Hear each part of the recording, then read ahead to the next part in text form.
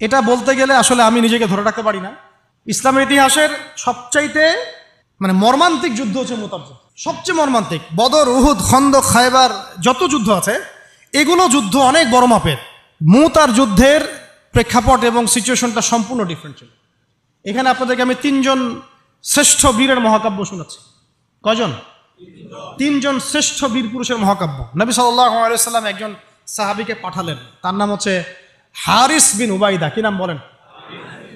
হারিস বিন উবাইদা, তুমি এই চিঠিটা নিয়ে যাও। এটা তো মদিনা রাষ্ট্র কায়েম হওয়ার পরের কথা, একদম নবম হিজরতের 8ম বছরের দিকের কথা আর কি। তখন ততদিন হুদাইবিয়ার সন্ধিও হয়ে গেছে এবং কাজা উমরা আদায় হয়ে গেছে এবং খায়বার যুদ্ধ জয় হয়ে গেছে। খায়বারের পরের কথা এটা আর কি, যে হারিস বিন উবাইদা তুমি এই চিঠিটা নিয়ে যাও, ওই রোমকদের কাছে যাবা। তখন তো সুপার পাওয়ার 2টা, রোমানরা এবং পার্সিয়ানরা। তো এখনকার ওই যে এই কন্টিনেন্টের ন্যাটো আর ওই কন্টিনেন্টের চায়না রাশিয়ার মতো আর কি, যেতে পারতেছে। তো সে গেল ওখানে। সুরাহবিল আল গাসানি একজন শাসক ছিলেন ওইখানকার সিরিয়ার। তো সে ওই চিঠিটা দেখে বলতেছে যে আচ্ছা ঠিক আছে, বসো, দেখি কি করা যায়। চিঠিতে লিখে আছে ইসলাম কবুল করেন, আল্লাহ পাক শান্তি বর্ষণ করবেন, আসলিম তাসলিম। ওই যে নবী সাল্লাল্লাহু আলাইহি ওয়াসাল্লাম চিঠি আছে না একটা রাষ্ট্রপ্রধানদের কাছে, তো সে চিঠি পড়ে উদ্ধত আচরণ। আমি এখানকার আমির, আমাকে ওই মক্কার মেষপালকরা চিঠি পাঠায়, ভাবতে এরকম। তো কে চিঠি নিয়ে আসছে? যে হারিস বিন উবাইদা। আচ্ছা, ওকে বসাও। হারিস বিন উবাইদা রাদিয়াল্লাহু আনহুকে, রাষ্ট্রদূত কিন্তু তিনি, রাষ্ট্রদূতকে তারা নির্মমভাবে হত্যা করল। কথা বুঝতে পারছেন? এবার নবী সাল্লাল্লাহু আলাইহি ওয়াসাল্লামের কাছে খবর যখন আসছে রাষ্ট্রদূতকে হত্যা করেছে। আমার সাহাবীকে, কয়জন সাহাবীকে হত্যা করেছে? 10 জন, 20 জন, 100 জন না একজন সাহাবীকে হত্যা করার প্রতিশোধ নেওয়ার জন্য নবী সাল্লাল্লাহু আলাইহি ওয়াসাল্লাম 3000 বাহিনীর একটা জিহাদি কাফেলা তৈরি করলেন। 3000 বাহিনী কাফেলায় তিনি নিজে নেতৃত্ব না দিয়ে বললেন যে এই কাফেলার নেতৃত্ব দিবে আমার প্রিয় ভাজন, তাকে তার পালক পুত্র বলা হতো এক সময়, যায়েদ ইবনে হারেসা রাদিয়াল্লাহু আনহু। কোন যায়েদ? তায়েফের সফরের সঙ্গী, তায়েফের সফরের একজন সাহাবী তার সাথে ছিল, তার নাম যায়েদ ইবনে হারেসা। যখন তায়েফবাসী নবীজিকে মারছিলেন, যায়েদ ইবনে হারেসা রাদিয়াল্লাহু আনহু তার বুক দিয়ে নবীকে জড়ায় ধরেছিলেন যে আমার গায়ে আঘাত লাগুক, তার গায়ে না লাগুক। এই সাহাবী যায়েদ ইবনে হারেসা রাদিয়াল্লাহু, তাকে পতাকা দিয়ে বললেন এই মোতার যুদ্ধের আমির হচ্ছে যায়েদ ইবনে হারেসা। যদি যায়েদ ইবনে হারেসা শহীদ হয় তাহলে পতাকা বহন করবে জাফর ইবনে আবি তালেব, আমার চাচাতো ভাই। কোন জাফর? যিনি আবিসিনিয়ায় গিয়েছিলেন মুসলিমদেরকে নিয়ে হিজরত করতে, মনে আছে? যিনি বাদশাহ নাজাশির সামনে কুরআন তেলাওয়াত করার, সূরা মারিয়াম তেলাওয়াত করার কারণে বাদশাহ নাজাশির চোখ দিয়ে দরদর করে পানি পড়তে শুরু করেছে। ওই বাদশাহ নাজাশিও পরে ইসলাম কবুল করেছে, আলহামদুলিল্লাহ। জাফর রাদিয়াল্লাহু আনহু পতাকা বহন করবে যদি যায়েদ ইবনে হারেসা শহীদ হয়। এরপরে যদি জাফরও শহীদ হয়, পতাকা বহন করবে আমার আরেক প্রিয় ভাজন সাহাবী আব্দুল্লাহ বিন রাওয়াহা রাদিয়াল্লাহু আনহু। আব্দুল্লাহ বিন রাওয়াহা রাদিয়াল্লাহু, যাকে যে কোনো মুহূর্তে যদি বলতেন ইসলাম নিয়ে একটা শের বলেন, একটা কবিতা বলেন, ইনস্ট্যান্ট তিনি শের বলে ফেলতে পারতেন। এত সুন্দর, এত উন্নত কাব্য প্রতিভা ছিল তার মধ্যে। এই নষ্ট সংস্কৃতি না, তাদের সংস্কৃতি ছিল একেবারে খাঁটি তাওহীদের সংস্কৃতি। এমনকি কাবা তাওয়াফ করছেন তিনি, তখন কাবা তাওয়াফ করছেন বিদায় কাজা উমরা আদায় করার সময় নবীর সামনে সামনে তিনি ঘুরছেন এবং আবৃত্তি করছিলেন একটা কবিতা কাফেরদেরকে আঘাত করার জন্য। এই কাফেররা দেখো, তোমরা যাকে বের করে দিয়েছিলে তিনি আজকে সসম্মানে এখানে ঘুরতেছে। ওমর রাদিয়াল্লাহু আনহু বলছিলেন যে কাবা তাওয়াফ করার সময় তুমি এগুলো বলছো? নবীজি বলেন ওকে ছেড়ে দাও, সে এমন বাক্য তিলাওয়াত করতেছে, এমন বাক্য সে চয়ন করেছে যেগুলো কাফেরের অন্তরে বর্ষার চাইতেও বেশি বিদ্ধ হচ্ছে, তাকে বলতে দাও। এই হলো আব্দুল্লাহ বিন রাওয়াহা রাদিয়াল্লাহু আনহু, নবীজির অত্যন্ত প্রিয় ভাজন সাহাবী। আব্দুল্লাহ বিন রাওয়াহা যদি শহীদ হয় তাহলে তোমরা তোমাদের মধ্য থেকে একজনকে আমির নিযুক্ত করে নিও। সাহাবীরা বুঝে ফেললেন এই সফরে আমরা 3 জনই শহীদ হতে যাচ্ছি, কারণ একটা সফরে কখনো 3 জন আমিরের প্রয়োজন হয় না, হয় না। এবার তারা গেলেন, তারা কখনো আশাও করেন নাই ওখানে যা দেখবেন। ওখানে গিয়ে দেখলেন যে 1 লক্ষ রোমান সৈন্য সামনে এসে দাঁড়িয়েছে। কত লক্ষ? এবং একেবারে ফুল প্রশিক্ষিত, একদম ফুল আর্মড ফোর্সড। আর এর সাথে তাদের সাহায্যকারী দলেও আছে আরো 1 লক্ষ সৈন্য। মোট কয় লক্ষ? এদিকে কতজন? যুদ্ধ হওয়া সম্ভব? আসলে কি সম্ভব? সম্ভব না। এই যুদ্ধ কিন্তু সম্ভব না। আমরা তো আগে সংখ্যাগরিষ্ঠ হওয়ার কথা চিন্তা করি। কোনো যুদ্ধে ইসলাম সংখ্যাগরিষ্ঠতা দিয়ে জিতে নাই। ইসলাম জিতেছে ইমানের বদৌলতে, শুধু ইমানের বদৌলতে। আমরা সংখ্যা দিয়ে কখনো বিজয় লাভ করতে পারি নাই। এখন এবার সাহাবীরা মাশওয়ারা করতেছেন রাত্রেবেলা, আমরা কি করব? কালকে যুদ্ধ করব, নাকি মদিনায় ফিরে যাব, নাকি রাসূলকে খবর পাঠাবো, নাকি কোনো বিকল্প ফোর্স নিয়ে আসার ব্যবস্থা করব, কি করব? তখন সাহাবী, ওই যে বললাম আব্দুল্লাহ বিন রাওয়াহা রাদিয়াল্লাহু আনহু দাঁড়ালেন। তরুণ সাহাবী, আপনাদেরকে বলতেছে, তরুণ সাহাবী দাঁড়িয়ে বলছেন যে, হে আমার ভাইয়েরা, আমরা এখানে কি জন্য এসেছি? হয় আমরা এই যুদ্ধ করব, শহীদ হব, না হলে আমরা গাজী হব। আর আপনারা যে বিষয়টাকে ভয় করছেন, আসলে কিন্তু আমরা সেটা পাওয়ার জন্যই এসেছি, তার নাম শাহাদাত। আপনারা যেটাকে ভয় করছেন যে আমরা এখানে গেলে মারা যাব, ওটার জন্যই তো আমরা এত দূরে এসেছি।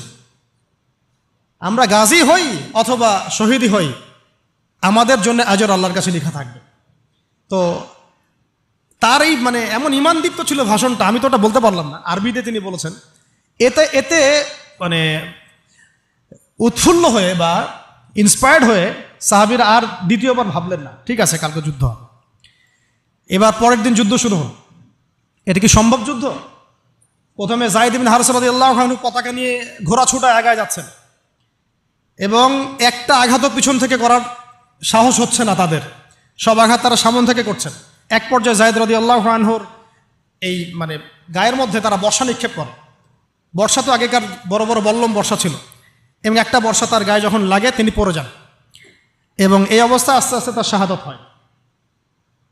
পতাকা পড়তে দেন নাই, পতাকা নিয়ে নিয়েছেন জাফর ইবনে আবি তালিব রাদিয়াল্লাহু আনহু হাতে, এবং জাফর রাদিয়াল্লাহু আনহু যুদ্ধ করতে থাকেন, এত বীর বিক্রমে যুদ্ধ করতে থাকেন যে এক পর্যায়ে তিনি তার নিজের কালো এবং লাল ডোরাকাটা ঘোড়া ছিল, সেই ঘোড়ার পা নিজেই কেটে ফেলেন, যে আমার যেন পালিয়ে যাওয়ার মন না উঠে কখনো ঘোড়া চলে, তারা যেন আমার ঘোড়া ইউজ করতে না পারে।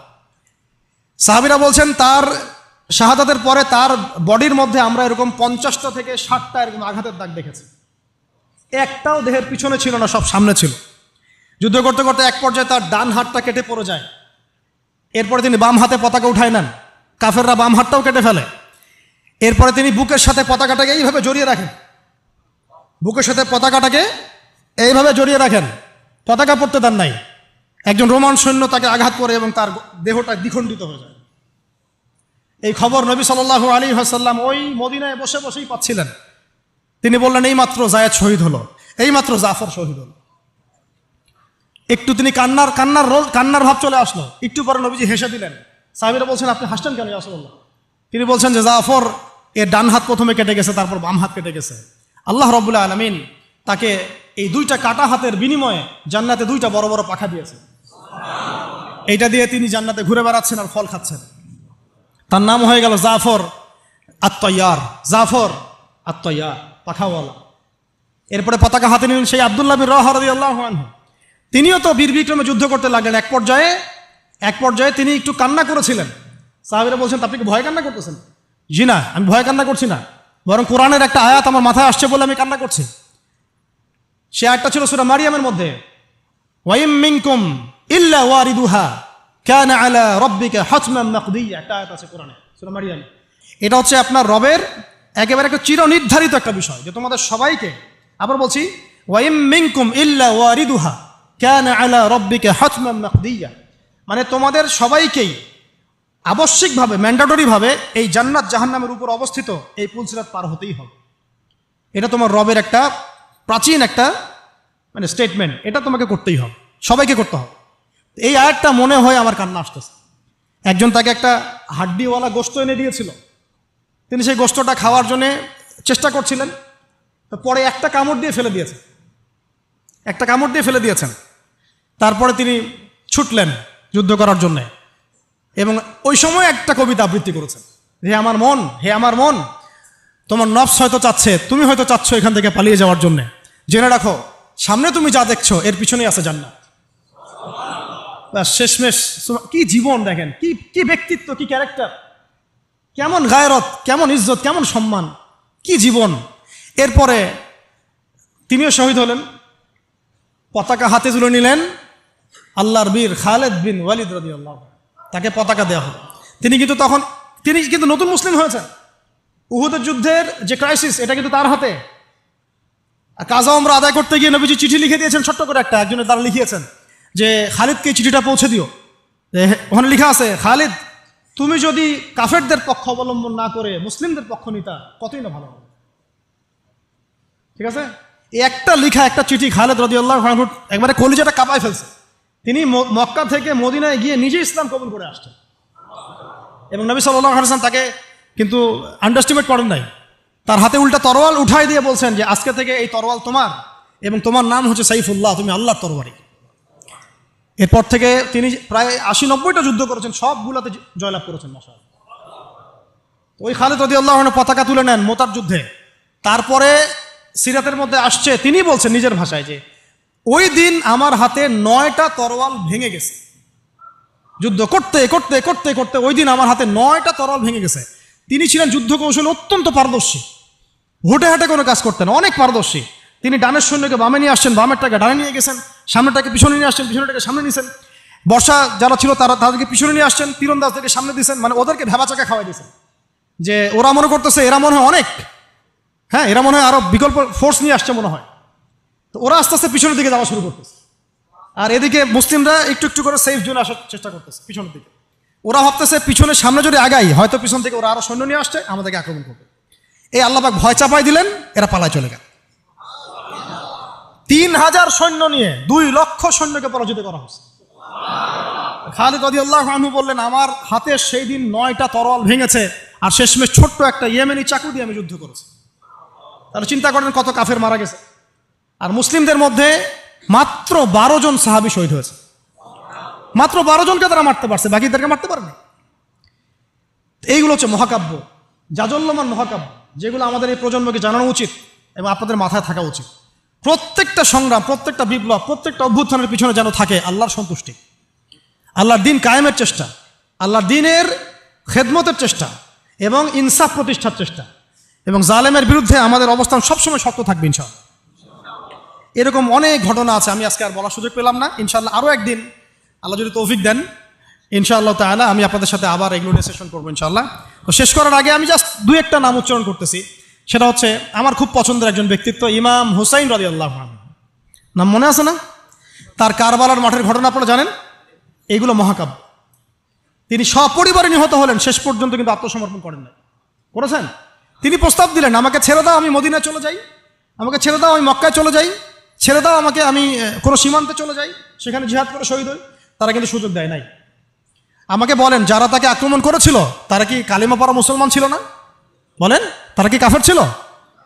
তাহলে এখন কি ইমাম হোসেইন যে এখানে প্রতিবাদ করলেন, হাতে অস্ত্র উঠিয়ে নিয়ে যুদ্ধ করে শেষ পর্যন্ত শহীদ হলেন, তার যুদ্ধটাকে সন্ত্রাসী কর্মকাণ্ড ছিল?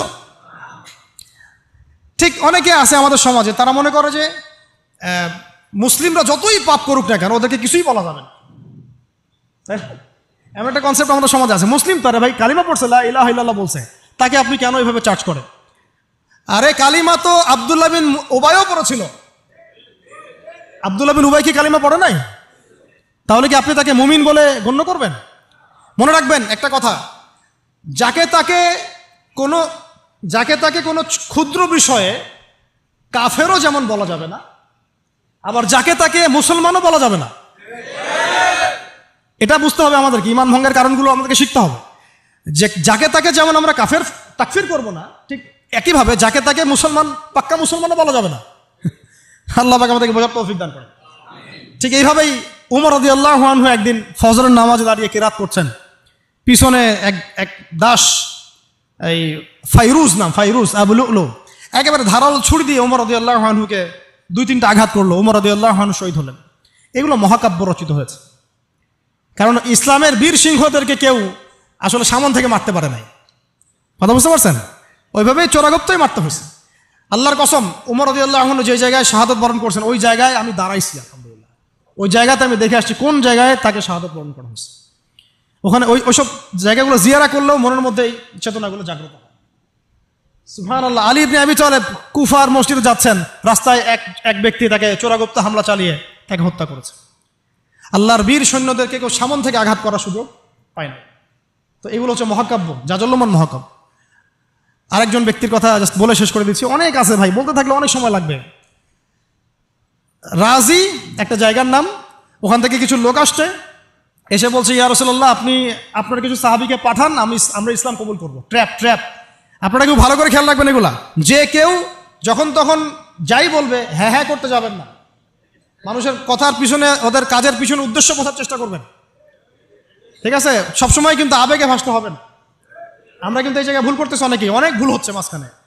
আমরা বিনয়ের সাথেই তাদেরকে বলবো যে ওলামায়ে কিরামদের সাথে মাশওয়ারা করে সিদ্ধান্ত নিতে, তাহলে ইনশাল্লাহ ভুলটা কম হবে ইনশাল্লাহ, ঠিক আছে? তো নবীজি 10 জনকে পাঠালেন, তারা দাওয়াত তো কবুল করেই নাই, হঠাৎ রাজি নামক জায়গায় তাদেরকে ঘিরে ফেলে 3 নিক্ষেপ করে 10 জন সাহাবী 7 জনকে শহীদ করে ফেললো। ট্র্যাপে। মানে এমনও আছে যে ওয়াজ মাহফিলে ডেকে মানুষ অনেক আলেমদেরকে মানে খারাপ কিছু করে ফেলেছে, হ্যাঁ, এরকম হিস্ট্রি আছে। তো সতর্ক থাকতে হবে, সতর্ক থাকার চেষ্টা করে। এখন 3 জন সাহাবী যুদ্ধ চালিয়ে যাচ্ছেন, তারপরেও তার মধ্যে একজন হচ্ছেন খুবাইব রাদিয়াল্লাহু আনহু। কি নাম বলেন? খুবাইব রাদিয়াল্লাহু আনহু। খুবাইব রাদিয়াল্লাহু আনহুকে এক পর্যায়ে মানে আর কতক্ষণ পারা যায়, 100 জন ঘিরে ফেলছে, আমরা 10 জন, 7 জন শহীদ হয়ে গেছে, 3 জন বাকি আছে, কতক্ষণ পারা যায়? তো তারা বললো যে তোমরা পাহাড় থেকে নেমে আসো, তোমাদেরকে ছেড়ে দিব। 3 জন মাশওয়ারা করছেন, না নামা যাবেন, নামলে কিন্তু ওরা আমাকে ধরে ফেলবে। তারপরে বাধ্য হয়ে এক পর্যায়ে নামতে হয়েছে, নামার সাথে সাথেই একজনকে তারা মেরে ফেলছে, বাকি 2 জনকে তারা মক্কায় বিক্রি করে দিয়েছেন। ওই মক্কার 2 জনের মধ্যে একজন হচ্ছেন খুবাইব রাদিয়াল্লাহু আনহু। কি নাম? খুবাইব রাদিয়াল্লাহু আনহু। আরেকজনের নাম আসিম রাদিয়াল্লাহু আনহু। আসিম রাদিয়াল্লাহু আনহুকেও তারা হত্যা করেছে এবং তার লাশটাকে বিকৃত করার চেষ্টা করেছিল। কিন্তু আসিম রাদিয়াল্লাহু আনহু ওই সময় দোয়া করেছিলেন, আল্লাহ আমার লাশকে কোনো কাফেরের হাতে বিকৃত হতে তুমি দিও না। যুদ্ধ করতে করতে কথাটা বলেছেন, কারণ তিনি বুঝতে পারছেন যে 100 জন ঘিরে ফেলছে। ওদের একটা ট্রেডিশন ছিল লাশ বিকৃত করা, যে আল্লাহ আমার লাশটাকে তুমি কোনো কাফেরের হাতে বিকৃত করতে দিও না। তখন আল্লাহ রাব্বুল আলামিন তার শাহাদাতে পড়ে এক ঝাঁক ভেমরুল পাঠায় দেন, তারা তার গায়ের উপর বসে পড়ে, কোনো কাফের তাকে হাত দিতে পারে না। আল্লাহ পাক এভাবে সাহায্য করে। আর এইদিকে খুবাইব রাদিয়াল্লাহু আনহুকে বিক্রি করে দেওয়া হলো মক্কায়, তাকে জেলখানায় রাখা হচ্ছে। তো খুবাইব রাদিয়াল্লাহু আনহু জেলখানায় বসে আছেন, এটা একটু শুনেন আপনারা।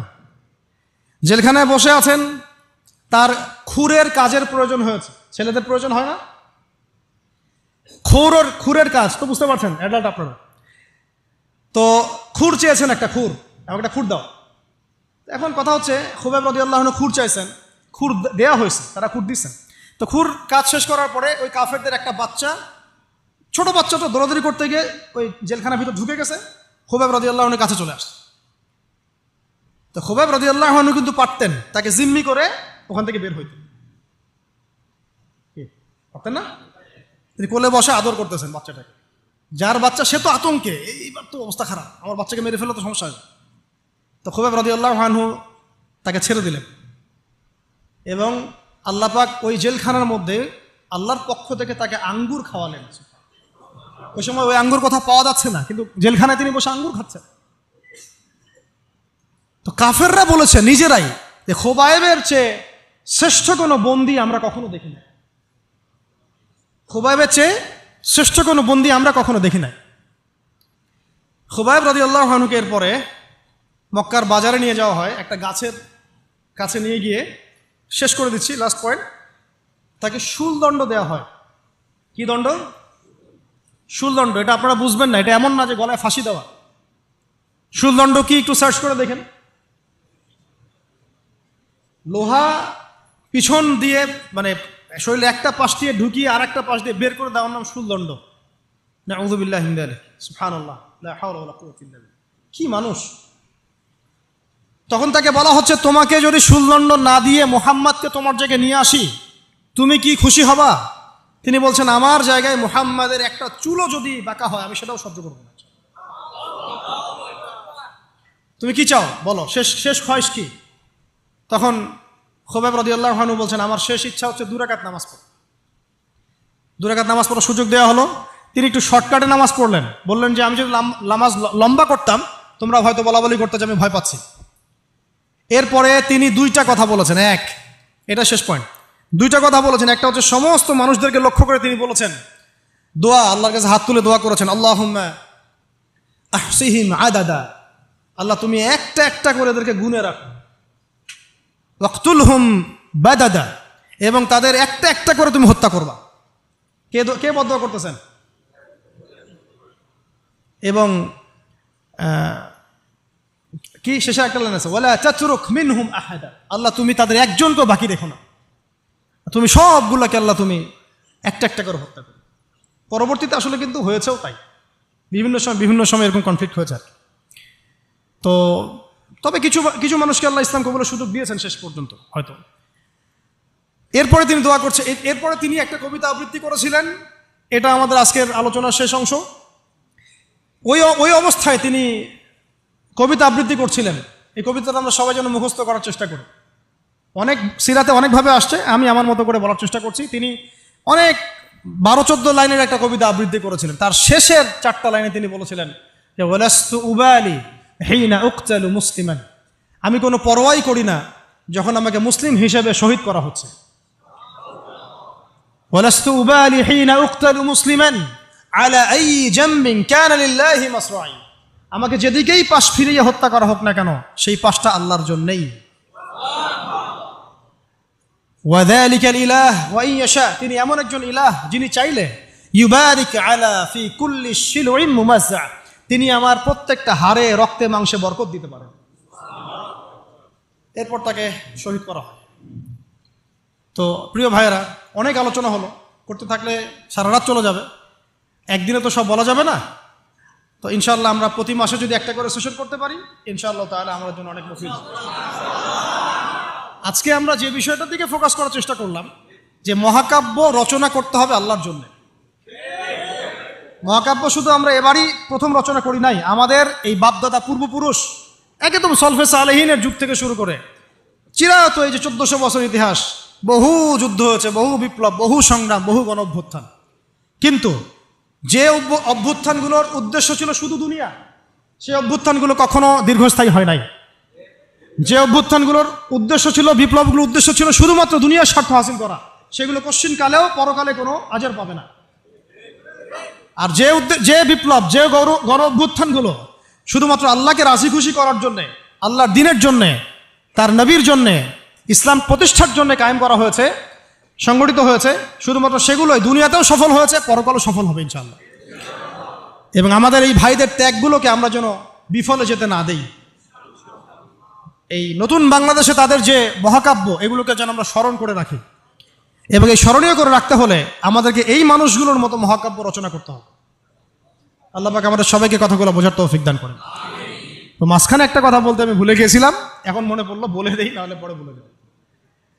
ওই যে মিদআমের কথাটা আপনাদেরকে বললাম যে বাইতুল মাল থেকে কি চুরি করছে। হ্যাঁ, আপনারা যারা গণভবন থেকে এত কিছু নিয়ে আসছেন, এখন বুঝেন কি করবেন। এটা তো বাইতুল মাল হয় নাই ভাই, ওটা কি বাইতুল মাল? এখন এই রাষ্ট্রের কি কোনো আমির আছে যে এটাকে বন্টন করে দিচ্ছে আপনাদের মধ্যে? তা তো করে নাই।